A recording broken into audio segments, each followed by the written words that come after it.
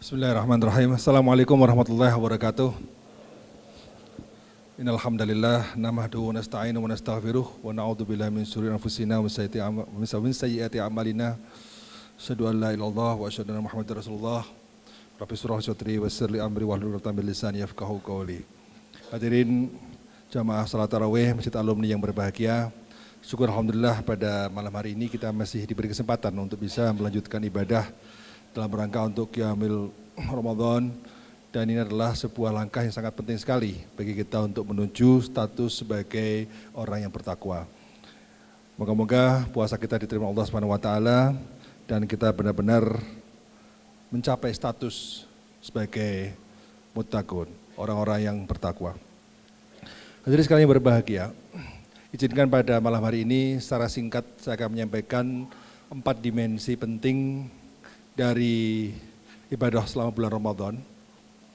Yang pertama adalah hikmah-hikmah ini perlu kita cermati dan moga-moga kita bisa mengambil keempat hikmah ini secara komprehensif sehingga ini menjadi jalan kita untuk tidak saja sebagai makhluk Allah tapi juga sebagai khalifah fil ard untuk mengemban amanah membawa rahmat bagi seluruh alam. Yang pertama adalah yang saya sebut sebagai spiritual intelligence, kecerdasan spiritual. Mengapa? Karena orang yang menjalankan ibadah Ramadan memang ditujukan pada orang yang beriman. Sehingga bunyi ayat surat Al-Baqarah 183 bukan ya ayyuhal muslimun, ya ayyuhalladzina amanu. Jadi orang yang beriman. Jadi status yang lebih tinggi dari sekedar orang muslim, karena hanya orang beriman saja yang akan bisa memahami syariat Ramadan, syariat puasa, dan orang-orang beriman saja yang akan samina wa ta'na terhadap ketentuan syariat yang ada, dan orang yang beriman saja yang terus ingin punya motivasi untuk meningkatkan keimanannya dan kemudian untuk bisa mencapai status takwa. Sebenarnya ibadah Ramadan hanya untuk orang yang beriman, dan kemudian orang yang beriman itu diharapkan mengalami dan bisa mendapatkan added value keimanan itu, dan kemudian dari situlah status takwa itu benar-benar dia kejar. Nah, ini pengelolaan spiritual ini saya kira menjadi penting sekali. Kecerdasan spiritual ini dimiliki oleh umat muslim dan umat mukmin, orang-orang kita semua, yang kita ini diharapkan dengan bekal keimanan itulah sebagai fondasi dalam menjalani hidup. Yang kedua adalah yang saya sebut sebagai physical intelligence. Physical intelligence itu kecerdasan fisik yang bersumber dari suatu penelitian yang mengatakan bahwa memang puasa ini menyehatkan. Ya, hadis pun juga mengatakan bahwa puasa adalah menyehatkan, bahwa ibadah Ramadan juga menyehatkan. Ahli gizi, ahli kesehatan manapun selalu mengatakan bahwa puasa itu selalu menyehatkan. Apalagi dilakukan dalam kurun waktu 30 hari berturut-turut, yang itu dalam konteks kesehatan merupakan mekanisme detox untuk meluruhkan racun-racun yang ada dalam tubuh.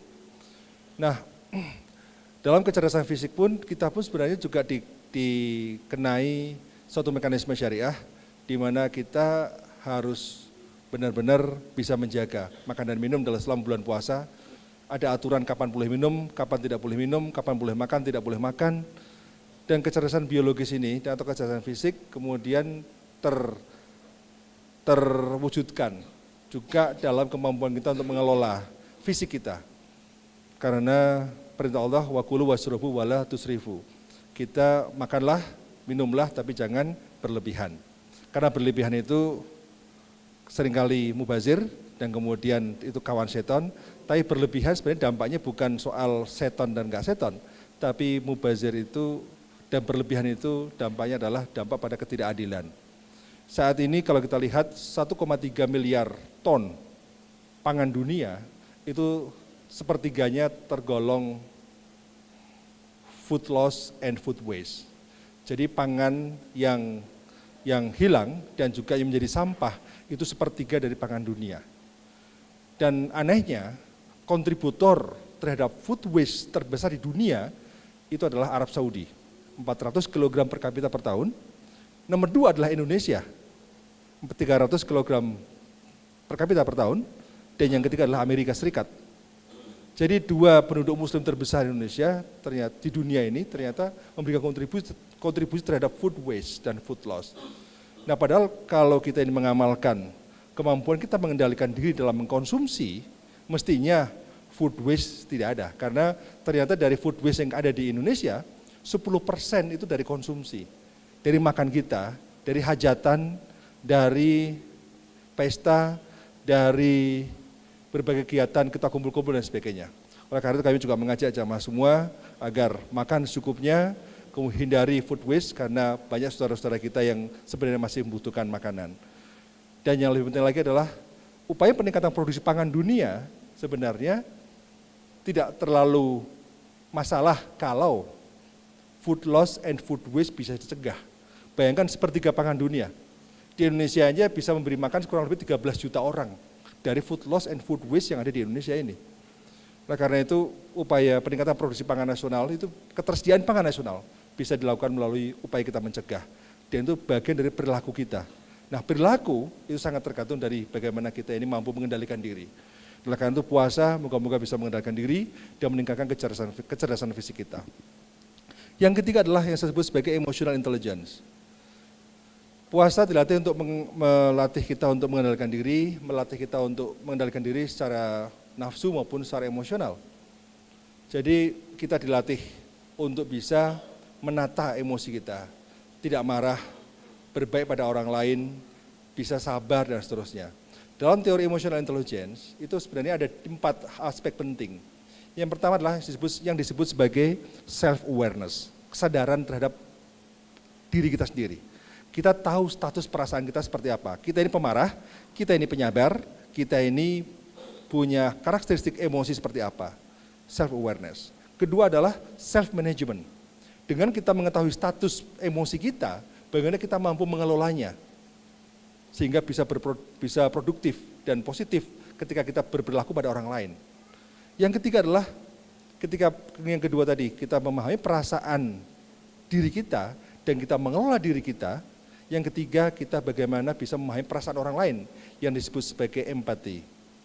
Dan yang keempat adalah bagaimana kita ini memahami perasaan kita, mengelola perasaan kita, bisa berempati pada orang lain, dan kemudian menjalin hubungan baik dengan orang lain, yang disebut sebagai relationship management. Nah, jadi 4 aspek dalam emotional intelligence itulah yang sebenarnya juga aspek penting dari dimensi puasa ini. Karena dalam puasa kita dilatih benar untuk mengelola emosi kita, berhubungan baik pada orang lain, mengerti perasaan orang lain, sehingga puasa ini juga sebenarnya punya dimensi penting dalam membangun interpersonal skill kita.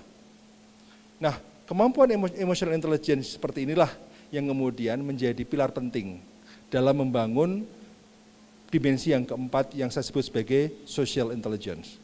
Social intelligence akan bagus kalau emotional intelligence antar kita ini bagus. Kita punya interpersonal yang bagus, punya hubungan yang baik, tapi dalam social intelligence aspek paling penting adalah soal trust, soal kepercayaan. Dan kepercayaan atau trust itu bersumber dari kejujuran. Bayangkan pada saat bulan puasa, minimal kita ini relatif lebih percaya pada orang lain. Pada saat bulan puasa kita ini relatif lebih percaya bahwa orang lain akan berperilaku baik pada kita. Pada saat bulan puasa kejujuran kita meningkat. Pada bulan puasa kita percaya orang lain jujur. Karena kita percaya orang lain jujur, maka kita percaya pada orang lain. Sehingga pada bulan puasa ini sebenarnya yang tercermin adalah apa yang disebut masyarakat al-amin, masyarakat yang saling percaya. Dan dalam teori sosiologi itu disebut sebagai high trust society. Jadi Fukuyama dalam bukunya Trust, dia mengungkap high trust society sebagai karakteristik masyarakat di negara maju yang itu sebenarnya merupakan salah satu fondasi bagi kemajuan sebuah bangsa. Jadi bangsa-bangsa besar, bangsa-bangsa maju itu secara sosiologis cirinya adalah masyarakat di dalamnya saling percaya. Yang disebut sebagai high trust society.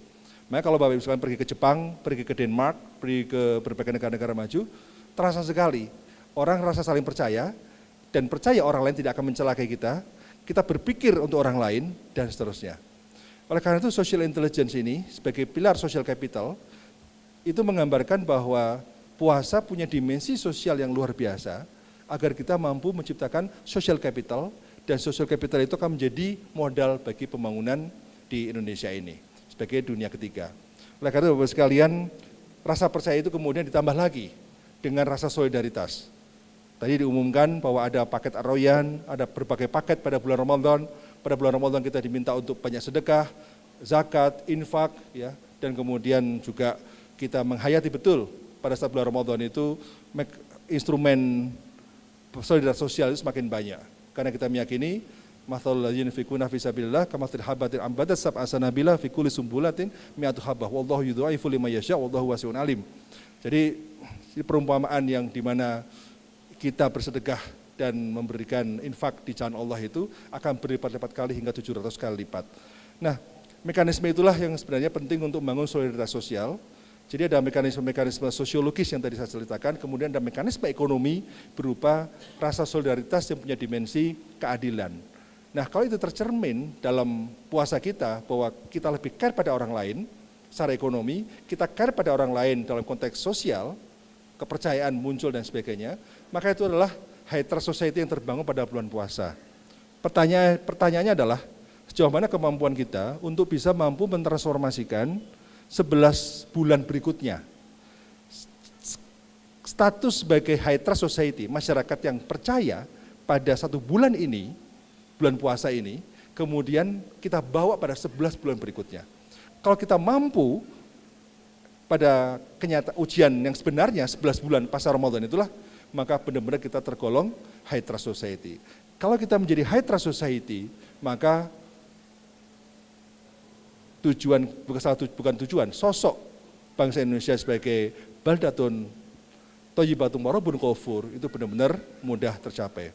Oleh karena itu Bapak sekalian, moga-moga puasa pada kali ini kita bisa terus meningkatkan spiritual intelligence kita. Kita bisa memperkuat physical intelligence kita bisa memperkuat emotional intelligence kita, dan kita juga bisa memperkuat social intelligence kita, sehingga puasa kita benar-benar punya dimensi, tidak hanya dimensi sifatnya individual, tapi juga dimensi ilahiyah, dimensi transendental, juga dimensi sosial, dan pada akhirnya untuk kemajuan kita bersama. Terima kasih. Assalamualaikum warahmatullahi wabarakatuh.